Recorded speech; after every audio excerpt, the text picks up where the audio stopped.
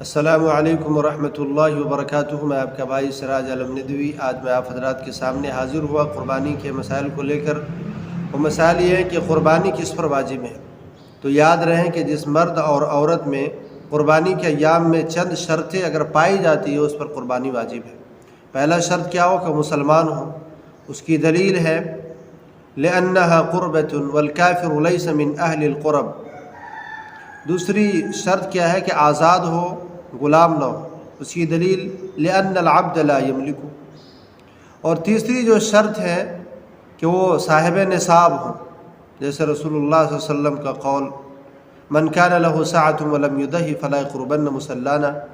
اور تیسری شرط جو ہے کہ وہ مقیم ہو، مسافر نہ ہو، مسافر کے اوپر قربانی واجب نہیں ہے۔ اس کی دلیل حضرت علی رضی اللہ عنہ نے فرمایا لَيْسَ عَلَى الْمُسَافِرِ أُضْحِيَّةٌ، کہ مسافر کے اوپر قربانی